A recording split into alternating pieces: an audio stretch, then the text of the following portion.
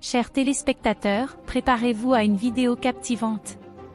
Au cœur du débat, la souveraineté de nos nations africaines. Cette séquence soulève une question cruciale: pourquoi attendons-nous des autres ce que nous pouvons accomplir nous-mêmes? C'est un sujet qui nous concerne tous et qui mérite toute votre attention. Cet extrait d'Afrique Média vous fera réfléchir sur l'avenir de notre pays. Alors, ouvrez grand vos yeux et vos oreilles. Cette vidéo pourrait bien éveiller les consciences. À vous de juger ce qui va être exposé. Cette fois-ci, je commence par vous, Bertrand Tatinda. Vous avez bien suivi le président sénégalais Diomaye Faye. Alors, certaines semaines ont dit Diomaye, finalement, comme Macky, est-ce qu'on va dire qu'on est dans la même cadence, dans la même dynamique, que ce soit le discours à Gavi sur la vaccination ou encore la déclaration après la rencontre avec le président Macron annonçant un renforcement du partenariat stratégique? Je fais cette émission aujourd'hui, M. Guy Fondop, ayant beaucoup de peine. Je suis d'autant plus peiné que beaucoup de Sénégalais, un certain nombre de Sénégalais sérieux, commencent à être peinés. Nous l'avons toujours dit ici, les enjeux politiques d'un pays sont largement au-delà de ce pays. Une élection présidentielle dans un pays, c'est quelque chose d'important. Ça a des conséquences et des répercussions sur toute l'Afrique. Seulement comme représentant du chef d'État sénégalais. C'est un chef d'État africain. Les conseillers de M. Macron le considèrent comme une voix qui porte en Afrique. Considèrent même qu'il peut être considéré comme, pour eux, je dis les conseillers de M. Macron, la voix de l'Afrique. Sur le plan de la forme, ça ne m'a pas fait plaisir. C'est honteux. Écoutez, Forum mondial pour la souveraineté et l'innovation vaccinale. Qu'est-ce que ça veut dire? Pourquoi nous, Africains, nous faisons honte de cette phase? Qu'est-ce que ça veut dire? Forum mondial pour la souveraineté. Premier point. Et l'innovation vaccinale. La souveraineté de l'Afrique. Quel que soit le plan par lequel on prend la souveraineté de l'Afrique, on va le discuter à Paris. Pour des gens qui se sont dit souverainistes et panafricanistes. Je dis, ça fait honte. Ça fait pleurer. Ils seront déçus. Ils vont insulter. Insultez-nous. Ils ont pris le discours panafricaniste. Qu'est-ce qu'il disait, M. Fondop? Nous sommes des souverainistes. Les problématiques africaines doivent se discuter en Afrique. C'était un problème de faire ça à Dakar. On ne peut pas discuter des questions de souveraineté, de l'innovation vaccinale à Dakar. On ferme les yeux sur sa politique. Et on décide de parler des questions vaccinales. Le Covid n'a pas été un problème. Les initiateurs du Covid n'ont pas été criminels. C'est pas démontré que ça a été une vaste campagne d'assassinat. Ça a liquidé tout le troisième âge en Europe. La Grande-Bretagne s'est retrouvée, je ne sais pas, avec peut-être 80 000 morts. Ça a été un crime contre l'humanité. Et quelqu'un qui nous a expliqué que je suis souverain, quand nous on essayait d'émettre des réserves, ils nous écrivaient. J'ai discuté avec certains de leurs amis. Monsieur Tatinda, vous allez voir ce que vous allez voir. Mais monsieur Fondop, on voit ce qu'on est en train de voir. C'est ça le problème de ce continent. Gérer ses traîtres, gérer ses ennemis, c'est un problème pour notre continent. C'est un problème pour notre continent. Qu'est-ce que ce monsieur... Et vous savez ce que les conseillers de M. Macron disent? Les conseillers de M. Macron disent que quand nous allons domestiquer M. Faye, eh bien, on va mettre fin à ce qu'ils appellent un panafricanisme. Ils ont une expression là. Un panafricanisme mortifère. C'est-à-dire que nous sommes des panafricanistes mortifères. Voilà le vrai panafricaniste. Et quand on va le domestiquer, c'est-à-dire que la France lui a rappelé là-bas qu'elle est le premier partenaire en termes d'aide de développement et qu'elle est le premier partenaire commercial, on le lui a rappelé. Il fait un discours, il nous vend la vaccination. Les Sénégalais sont pauvres. La population sénégalaise est pauvre. Au-delà de donner les indicateurs économiques d'un pays comme le Sénégal, je vous ai expliqué que j'ai une vidéo d'un enfant du Sénégal qui migre, atteint l'Italie, crie à sa mère qu'il va enfin pouvoir manger. L'une des grandes motivations des enfants du Sénégal de partir de ce pays, c'est la famine. Aller à Dakar. Par respect pour les pays africains, par solidarité panafricaniste, nous ne projetons pas un certain nombre d'images ici. Monsieur Fondop, vous avez fait le tour de l'Afrique. Ça va à Dakar? Vous n'avez pas été scandalisé par certains quartiers de Dakar parce qu'on vous montre les corniches illuminées? Ils en sont jusqu'à faire, comment je veux dire que, des écoles coraniques de la mendicité. On apprend aux enfants à mendier à Dakar. Il ne s'agit pas ici d'insulter ce peuple frère et ce peuple fort. Il s'agit de dire que ces politiques ultralibérales ont appauvri terriblement le pays. Si ça appauvrit l'Europe, vous savez que dans 3 semaines, M. Diomaye risque d'aller rencontrer M. Bardella. M. Bardella. C'est-à-dire qu'il se balade en France, il est le futur premier. D'ailleurs, il a expliqué qu'il a déjà son ministre de la Défense, il a son ministre des Affaires étrangères, il a fait son gouvernement. Monsieur Bardella.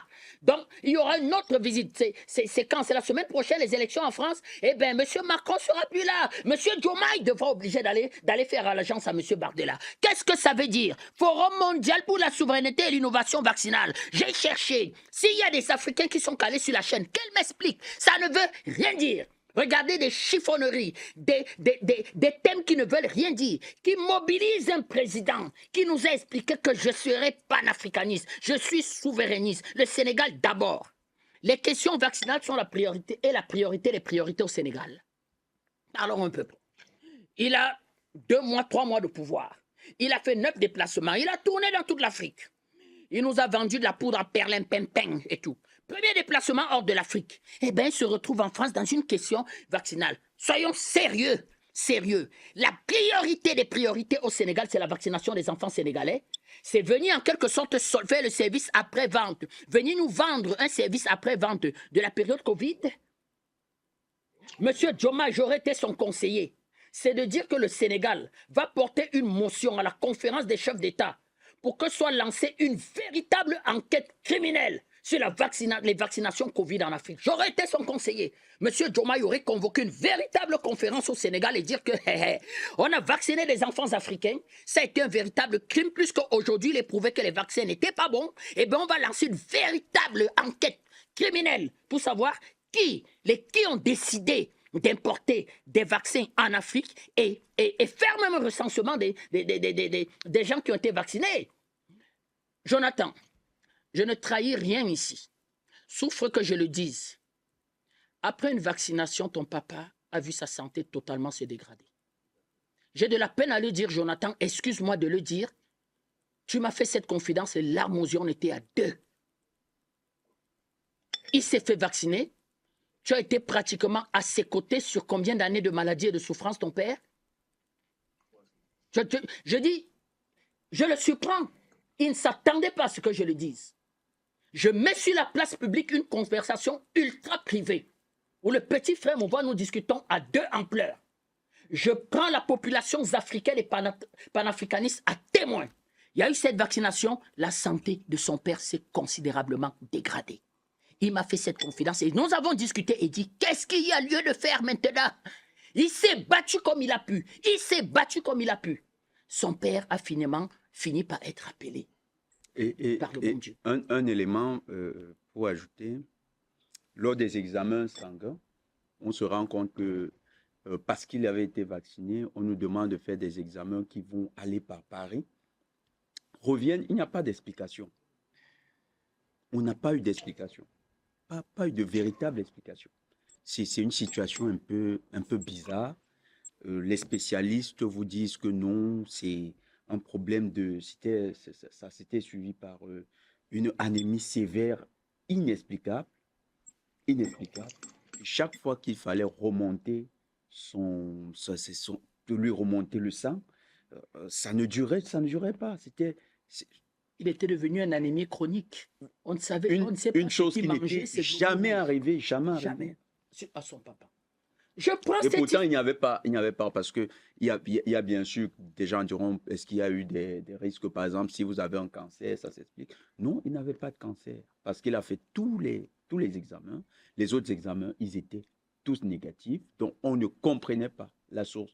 Et quand on voit, il y a eu un silence là-dessus, parce qu'aucun médecin ne parle des questions, des morts liées au Covid au Cameroun. Aucun, au vaccin anti-Covid au Cameroun. Aucun médecin. Aucun. C'est l'omerta totale au Cameroun. On va avancer. Vous voyez, M. Guy Fondop, Je comprends bien sûr votre peine, je prends ce Jonathan problème Batenguene. Oui. exprès pour le mettre à la face du monde et je demande pardon à la famille Batenguene. Parce qu'ils sont encore à pleurs de la perte de ce patriarche.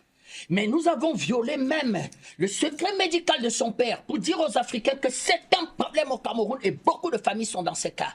Et voilà un monsieur sur qui certains Africains, peut-être certains Sénégalais, rêvent encore de son panafricanisme qui va nous expliquer effectivement et nous tient un discours là qui est pire en matière d'alignement, d'alignement derrière ces voyous qui ont causé cette histoire. Pire, son discours est pire que le discours de M. Macky Sall. Les Africains, nous devons, chers Africains, être un peu sérieux, apprendre à se faire respecter. Pour M. Macron, l'objectif est clair. Le Sénégal, la Côte d'Ivoire sont des pays qu'ils ne doivent pas perdre.